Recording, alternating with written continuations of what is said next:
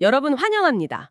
오늘 우리가 다룰 자료의 양이 그러니까 정말 방대합니다. 네, 오늘 공유해주신 슬라이드 덱 두께만 봐도 벌써 압도적이더라고요. 맞아요. 아마 중요한 미팅을 앞두고 계시거나 아니면 산업 최전선에서 대체 어떤 파괴적인 혁신이 벌어지고 있는지 궁금해서 찾아오신 분들이 많으실 텐데요. 시간은 금이니까요. 그렇죠.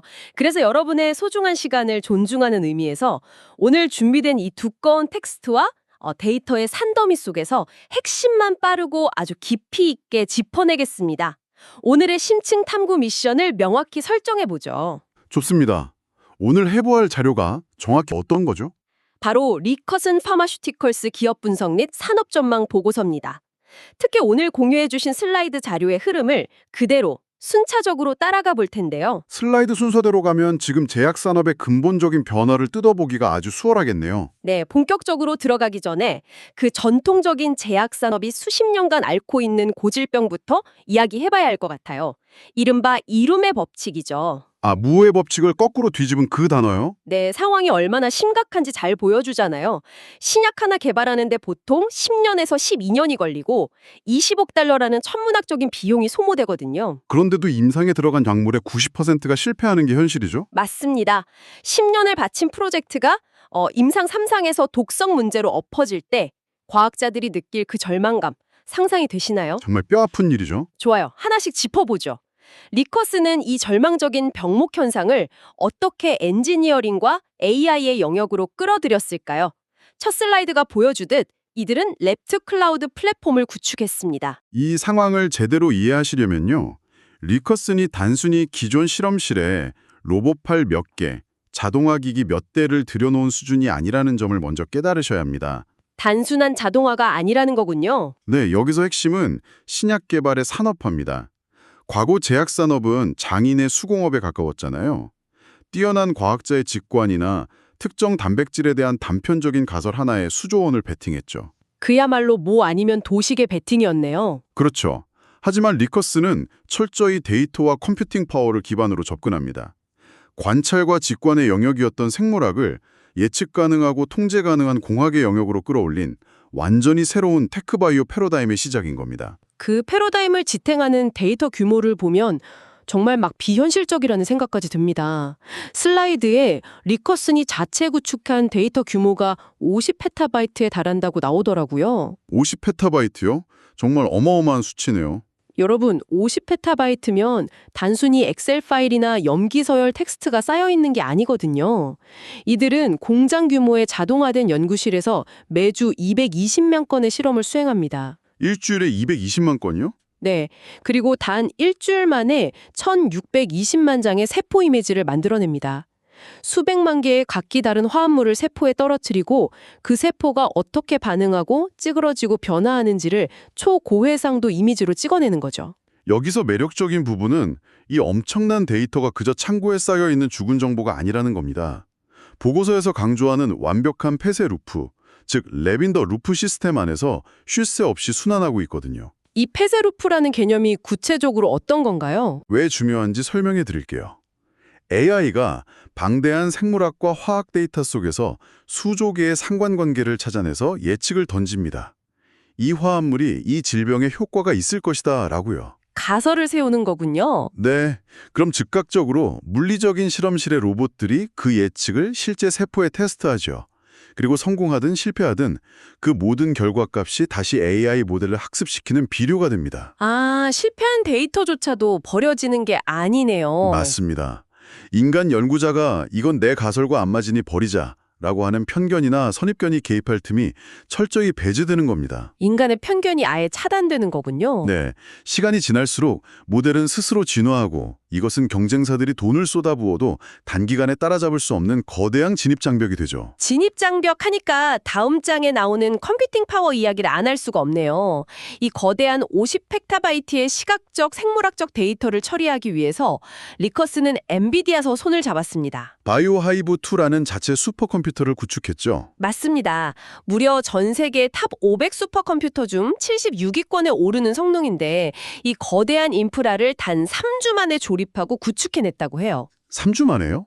정말 엄청난 속도네요. 여기에 더해서 연구자들을 위한 로우라는 혁신적인 소프트웨어도 도입했습니다. 이게 대형 언어 모델 기반의 자연어 인터페이스거든요. 말로 명령을 내릴 수 있다는 뜻인가요? 네, 여러분 쉽게 말해서 영화 아이언맨에 나오는 인공지능 비서 자비스를 생물학 연구실에 데려다 놓은 겁니다. 과거에는 이런 데이터를 다루려면 과학자들이 파이썬 코드를 짜고 복잡한 기술을 배워야 했잖아요. 그렇죠. 데이터 사이언스 전문가가 필요했죠. 근데 이제는 일상적인 언어로 이 단백질 구조를 표적으로 하는 새로운 분자를 설계해줘 라고 타자만 치면 AI가 척척 작업을 수행하는 겁니다. 정말 획기적이네요. 파트너사인 바이엘이 벌써 이걸로 베타 테스트를 하고 있다니까 과학자들의 일상이 어떻게 변할지 상상만 해도 짜릿합니다. 맞습니다. 컴퓨팅과 생물학적 탐색 능력이 극한에 달했다는 증거죠. 하지만 슬라이드의 다음 섹션인 액션시아 인수합병 파트로 넘어가 보면 리커슨에게도 아주 결정적인 퍼즐 조각 하나가 빠져 있었다는 걸 알 수 있습니다. 어떤 조각이었죠? 그동안 리커슨은 AI를 통해서 어떤 단백질이 질병의 근본 원인인지, 즉 생물학적 타겟인 자물쇠를 찾아내는 데는 세계 최고였습니다. 자물쇠를 잘 찾았다는 거군요. 네, 하지만 그 자물쇠에 정확히 들어맞는 치료용 화합물, 그러니까 열쇠를 신속하게 설계하고 깎아내는 화학적 합성 역량은 상대적으로 부족했거든요. 여기서 정말 흥미로운 부분은 리커슨이 그 빈자리를 어떻게 채웠는가 하는 점입니다. 2024년 말에서 2025년 초에 걸쳐서 전격적으로 완료된 영국의 AI 화학 신약 개발사 엑센시아 인수합병이죠. 단순한 규모 키우기가 아니었군요. 네, 그냥 회사의 덩치를 키운 게 아니라 생태계의 마지막 퍼즐을 완벽하게 끼워 맞췄습니다. 이 합병이 시장에서 높은 평가를 받는 이유는 퍼즐 조각에 아주 정확하게 맞아떨어지는 완벽한 수직적 통합이기 때문입니다. 리커슨이 50페타바이트의 데이터로 병의 원인이 되는 자물쇠를 찾아내면요. 네, 찾아내면 어떻게 되죠? 이제는 액션시아의 센터로 플랫폼과 자동화 로봇이 그 자물쇠를 열 수 있는 맞춤형 열쇠를 며칠 만에 설계하고 합성해냅니다. 며칠 만에요? 정말 엄청난 속도네요. 생물학적 탐색과 화학적 분자 설계가 완전히 하나로 융합된 그야말로 진정한 의미의 엔드-투-엔드 릴레이 시스템이 완성된 것이죠. 이로써 리커슨은 희귀질환 중심이었던 기존 파이프라인에 엑센시아의 정밀 항암제 파이프라인까지 더하게 된 거잖아요. 총 10개 이상의 임상 및 전임상 프로그램을 동시에 가동하는 매머드급 기업으로 재탄생했네요. 네, 정말 무서운 기세입니다. 자, 여기까지 들으시면 여러분 머릿속에 자연스럽게 한 가지 의원이 떠오르실 겁니다. 컴퓨터 속에서 백날 잘 돌아가면 뭐하나, AI가 설계한 약이 실제 사람 몸속에서도 정말 효과가 있는가? 가장 중요한 질문이죠. 슬라이드의 다음 파트, 바로 임상 파이프라인 심층 분석이 그 답을 줍니다. 이번 자료에서 단연 눈에 띄는 건 REC4881이라는 약물과 가족성 선종성 용종증, 즉 AFP 임상 데이터입니다. FAP 임상 결과는 정말 업계에서 화제였죠. 여러분, AFP라는 병에 대해 잠깐 설명해드리자면 이 병은 대장에 수백, 수천 개의 용종이 생기는 끔찍한 희귀 질환입니다. 방치하면 사실상 100% 대장암으로 진행되는데 그동안 마땅한 치료제가 없어서 환자들이 대장을 통째로 절제하는 수술을 받아야만 했거든요. 환자들의 고통이 이만저만이 아니었겠네요. 그런데 2020년 초에 발표된 큐펠로 임상 이상 결과가 세상을 놀라게 했습니다. 약물을 투여받은 환자의 82%가 임상적 반응을 보였고 중앙 용종 감소율이 무려 53%에 달했거든요. 네, 이 수치는 단순히 우리 알고리즘이 이렇게 훌륭합니다라고 IR 피칭을 하던 테크바이오 업계의 수준을 한 차원 끌어올린 상징적인 사건입니다. 증명을 해낸 거군요. 그렇죠. AI가 방대한 데이터 속에서 찾아낸 그 가설이 실제 환자의 몸속에서 암으로 발전할 수 있는 병변을 물리적으로 절반이나 축소시켰다는 것을 눈으로 증명했으니까요. 실제 생명을 구하는 진짜 약을 만들었다는 거네요. 맞습니다. 사람의 생명을 구하고 삶의 질을 극적으로 바꾸는 진짜 약을 만들 수 있음을 완벽하게 입증한 겁니다. 정밀 종양학 전산에서 보여주는 성과들도 마저 짚어보죠. 자료를 보면 REC1245, REC3565, REC7735 같은 복잡한 약물 코드들이 연달아 등장하는데요. 이름들이 좀 어렵죠? 네, 조금 쉽게 풀어보겠습니다. 먼저 REC1245는 합성 치사를 유도하는 약물입니다. 이 개념이 조금 낯설 수 있는데 금이 간 건물에서 마지막 남은 하중 지지 기둥을 부숴버리는 거라고 상상하시면 됩니다. 아주 직관적인 비유네요. 암세포는 이미 특정 돌연변이 때문에 건물에 금이 간 상태로 간신히 버티고 있는데 이 약물이 그 암세포의 유일한 버팀목을 걷어차버리는 거죠. 결과적으로 정상세포는 멀쩡한데 암세포만 무너져 내리게 됩니다. 그 정밀함의 연장선에서 REC7735의 전임상 결과도 매우 주목할 만합니다. 보통 유방암을 치료할 때 쓰이는 기존 약물들은 암세포로 공격하면서도 동시에 정상세포의 인슐린 신호 경로까지 건드리는 바람에 환자들이 심각한 고혈당증을 겪곤 했습니다. 빈대 잡으려다 초가삼간 태우는 격이었네요. 네, 그런데 AI가 설계한 REC7735는 암세포에 있는 특정 돌연변이, 즉 H047R이라는 관형만 아주 미세하게 타격하도록 분자 구조가 정밀하게 조각되어 있습니다. 그래서 부작용을 피할 수 있었던 건가요? 맞습니다. 덕분에 혈당 수치를 높이는 치명적인 부작용을 기적적으로 피해갔죠. 부작용을 피하면서 효과만 극대화하는 쪽으로 분자의 구조를 조율하는 것. 이게 바로 AI 화학 설계가 보여줄 수 있는 진수입니다. 황달 부작용을 극소화한 IC3565도 같은 맥락이겠군요. 임상 결과들을 보면 AI가 연구실을 넘어서서 환자의 몸속에서도 작동한다는 게 확실해졌네요. 의심의 여지가 없습니다. 하지만 여러분, 여기서부터는 현실적인 비즈니스의 영역입니다. 이 약들을 전 세계 시장에 내놓으려면 엄청난 자본과 거대한 군대가 필요하잖아요. 혼자서는 절대 불가능한 일이죠. 슬라이드의 다음 순서인 글로벌 전략적 파트너십 파트로 넘어가는 이유가 바로 이겁니다.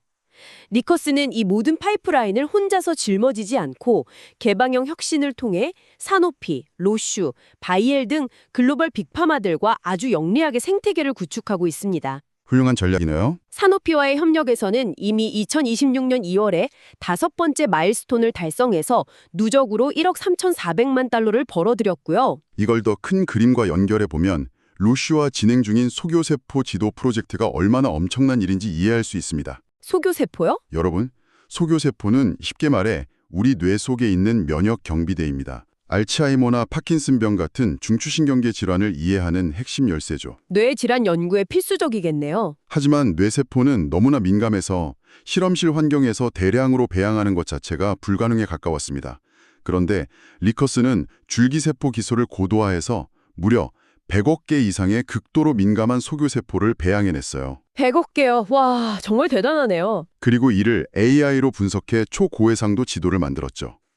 2025년 10월에 이 두 번째 지도를 로슈에 넘기면서 3천만 달러를 수령했습니다. 수익도 수익이지만 의미가 남다르겠어요. 이것은 단순히 현금 수익을 넘어서 인류의 난제를 풀 수 있는 뇌질환 연구에 완전히 새로운 지평을 열었다는 의미를 갖습니다. 데이터 기업인 템퍼스에 2,700만 달러를 투자했거든요. 템퍼스 투자요?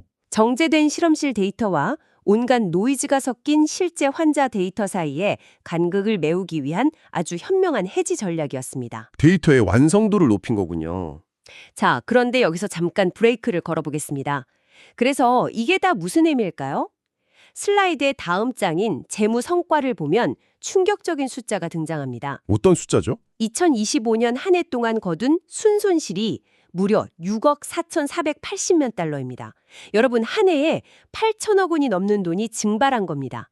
제약 바이오 섹터를 지켜보는 투자자 입장에서는 이게 해지 전략이 아니라 그냥 현금 소각로처럼 보일 수도 있거든요. 월가에서 우려할 만한 숫자긴 하죠.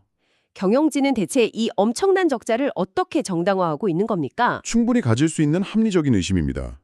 6억 달러라는 숫자는 종이 위에서 보면 기겁할 만하죠. 하지만 경영진의 자본 배분 전략을 꼼꼼히 뜯어보면 이야기가 달라집니다. 구체적으로 어떻게 다른가요? 폭증한 R&D 비용의 상당 부분은 엑센시아 인수에 따른 자산 상각비나 방금 말씀하신 템퍼스의 방대한 실제 환자 데이터를 확보하기 위해 치른 비용이었습니다. 아, 단순한 지출이 아니었군요. 즉, 무의미하게 불타버린 현금이 아니라 미래를 위한 강력한 진입장벽 구축 비용으로 쓰였다는 뜻입니다. 다행히 2025년 말 기준으로 7억 5,390만 달러라는 두둑한 현금 잔고를 보유하고 있고요. 아, 현금은 넉넉히 있네요. 네, 게다가 산오피나 로슈로부터 마일스톤 현금이 지속적으로 유입되고 있습니다. 경영진의 계산대로라면 최소 2028년까지는 추가적인 주식 발행이나 외부 수혈 없이도 이 방대한 10여 개의 파이프라인을 독자적으로 굴릴 수 있는 탄탄한 활주로가 확보된 상태입니다. 그렇다면 안심해도 되겠네요. 그 활주로들 달리는 동안 시장의 판도는 어떻게 변하고 있을까요? 이제 마지막을 향해 가는 슬라이드는 2020년 AI 신약 시장의 역학과 규제 대전환을 다루고 있습니다. 시장이 지금 거대한 지각 변동을 겪고 있죠. 맞아요. 과거에는 AI 알고리즘 하나만 덜렁 들고 나온 초기 기업들, 예를 들어 베네볼런트 AI 같은 곳들도 꽤 주목을 받았지만 자체 실험실 인프라가 없어서 데이터의 질을 담보하지 못하면서 몰락의 길을 걷고 있습니다. 철저하게 양극화되고 있네요. 반면 리커슨이나 인실리코 메디슨처럼 자체 데이터 생성 공장을 융합한 플랫폼 거인이 시장을 완전히 독식하는 구조로 재편되었죠. 심지어 리커슨은 MIT와 공동 개발한 볼츠2를 내놓으면서 분자의 결합을 예측하는 속도를 무려 1000배나 끌어올렸습니다. 이 시장 지배력을 더욱 공고하게 심지어 영구적으로 만들어주는 것이 바로 글로벌 규제 환경의 변화입니다. 이 부분이 오늘 보고서에 숨겨진 핵심인데요. 아, 규제 변화가 있었군요. 2020년 1월에 미국 FDA와 유럽 EMA가 공동으로 우수 인공지능 관행 열대 지침을 발표했습니다. AI 모델이 어떤 데이터로 합습되었는지, 편향성은 없는지, 사이버 보안은 완벽한지 아주 깐깐하게 증명하라는 거죠. 기준이 엄청 높아졌네요. 신생 스타트업들에게 이 규제는 숨이 턱 막히는, 사실상 진입을 포기하게 만드는 거대한 장벽입니다. 하지만 이미 50페타바이트의 페세루프 데이터를 외부의 개입 없이 완벽하게 통제하고 있는 리쿠슨에게는 어떨까요? 전혀 문제될 게 없겠군요. 이 규제는 거추장스러운 허들이 아니라 오히려 헌법적 독점을 보장하는 라이센스나 다름없습니다. 규제하니 절대 빼놓을 수 없는 또 하나의 거대한 트렌드가 있습니다. 바로 동물 실험의 종말이죠. 아주 중요한 변화죠. 미국 국립보건원이 2025년 7월부터 동물 실험에만 의존하는 기초 연구에는 자금 지원을 전면 중단했습니다. 인간과 생쥐는 유전적으로 다르기 때문에 쥐에서 성공한 약이 사람에게서 실패하는 경우가 너무 많았거든요. 그래서 대안이 필요해진 거고요. 대신에 인간 세포 오가노이드나 AI 시뮬레이션을 활용하는 신접근 방법론, 이른바 NAMS가 업계의 표준으로 급부상하고 있습니다. 리커슨이 해오던 방식이잖아요. 맞습니다. 리커슨이 인간의 세포를 직접 배양해서 AI로 약물 반응을 예측해온 방식이 시대의 요구와 완벽하게 정말 소름 돋을 정도로 맞아 떨어지고 있는 겁니다. 정확한 분석입니다. 수십 년간 고착화되었던 규제와 정책의 거대한 물결이 마치 짠 것처럼 리커슨의 비즈니스 모델을 전폭적으로 밀어주는 형국이 된 거죠. 자, 여러분, 방대한 자료를 숨가쁘게 달려왔는데 오늘 우리가 슬라이드를 따라가며 분석한 이 거대한 스토리를 다시 한번 되짚어 보겠습니다. 쭉 한번 정리해보죠. 우리는 이룸의 법칙이라는 제약산업의 저주를 깨기 위해 리커슨이 구축한 압도적인 랩투클라우드 인프라를 시작으로 생물학과 화학을 완벽히 결합한 엑센시아와의 인수합병을 살펴봤고요. 그리고 정말 놀라웠던 임상 결과도 있었죠. 네, FAP 환자들의 삶을 바꾸고 있는 임상 이상의 놀라운 성공 결과를 확인했습니다. 여기에 빅파마들과의 든든한 파트너십, 탄탄한 재무 방어선, 그리고 규제 당국의 정책적 순풍까지 짚어봤죠. 모든 게 완벽하게 맞물려 돌아가네요. 이 모든 조각들이 정교하게 맞물려서 전통적인 제약산업을 붕괴시키고 새로운 테크바이오 제국이 탄생하고 있음을 생생하게 목격했습니다. 이는 우리 모두에게 아주 중요하고 본질적인 질문을 던집니다. 여러분, 오늘 퇴근길에 혹은 미팅을 준비하시면서 한번 상상해 보십시오. 어떤 상상이죠? 만약 AI와 인간 세포 배양 기술이 동물 실험을 완전히 대체하고 인체 내부의 그 복잡하고 신비로운 반응들을 마치 물리학의 중력 법칙처럼 100% 오차 없이 예측해내는 날이 온다면 어떻게 될까요? 와, 정말 엄청난 변화겠네요. 미래의 생물학은 더 이상 현미경을 들여다보며 관찰하고 운에 맡기는 실험의 학문이 아니라 본질적으로 컴퓨터 과학과 소프트웨어 엔지니어링의 하위 분야로 변모하게 되지 않을까요? 생물학이 컴퓨터 과학이 된다고요? 네. 생명이라는 미지의 영역이 결국 0과 1로 이루어진 하나의 거대한 소프트웨어 코드로 완전히 해독되는 시대에 우리는 과연 질병의 치료를 넘어 인간의 노화와 생명 연장까지도 마치 컴퓨터 프로그램을 업데이트하듯 프로그래밍할 수 있게 될까요? 정말 가슴이 뛰면서도 한편으로는 경외감이 드는 묵직하고 도발적인 질문이네요. 청취자 여러분도 오늘 들으신 방대한 데이터의 의미와 방금 던져진 이 묵직한 질문을 머릿속에 담고 스스로 곰곰이 생각해 보시는 시간을 가져보시길 권합니다. 충분히 생각해 볼 만한 가치가 있는 주제입니다. 단순히 한 기업의 기술력을 넘어서 인류가 생명을 다루는 방식 자체가 완전히 바뀌고 있으니까요. 오늘 우리가 함께 깊이 파헤쳐본 이 변화의 물결이 여러분의 비즈니스 인사이트나 지적 호기심을 채우는데 훌륭한 자극제가 되었기를 바랍니다. 저도 오늘 정말 흥미로운 시간이었습니다. 다음 심층 탐구 시간에도 여러분의 뇌를 즐겁게 해드릴 세상을 바꾸는 흥미진